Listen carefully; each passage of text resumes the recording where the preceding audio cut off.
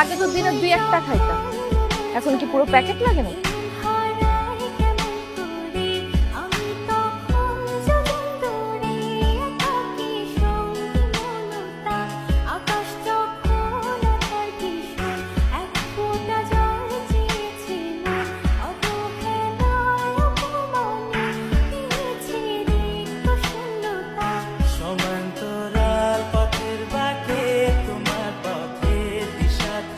এই সিগারেট না আমি কারো বাপের টাকায় খাই, নিজের টাকায় খাই, তো আবার নিজের বাড়ির ছাই।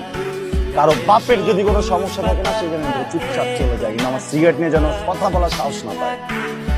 আগে তো বেয়াদব ছিলি, এখন কি ভদ্রতা খেয়ে ফেলছিস? হ্যাঁ, খেয়ে ফেলছি। আমার পেটে প্রচুর ক্ষুধা, সব খেয়ে ফেলতেছি জানি। হ্যাঁ, আগে মনে ছিল না আমি তো জন্মাইছি অবদ্ধ, এটা মনে ছিল না আমি যে একটা বখাটে, এটা জানা নাই।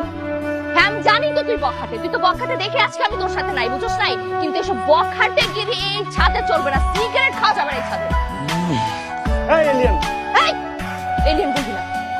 100 বার বলবো, 1000 বার বলবো, যতবার মন চায় ততবার এলিয়েন বলবো। Alien alien alien alien alien. আমার বাড়ির ছাদ, আমি গাঞ্জা খাবো, মদ খাবো, সিগারেট খাবো, যা মন চায় খাবো। তো সিগারেট নিয়ে সমস্যা না, ঠিক আছে, কালকে থেকে সিগারেট খাবো না, কালকে গাঞ্জা খাবো। এরপরের দিন যদি আবার সমস্যা হয় আমি মদ খাবো, সব সমস্যা না, সব খাবো। তো আসতে কেন তো? হ্যাঁ এখন তো জোরে জোরে ডায়লগ দিলে আমাকে তো সিগারেট গাঁজা মদ এগুলো কথা জোরে বল। সব কি ভালো লাগে, আমি এটা করে দেব।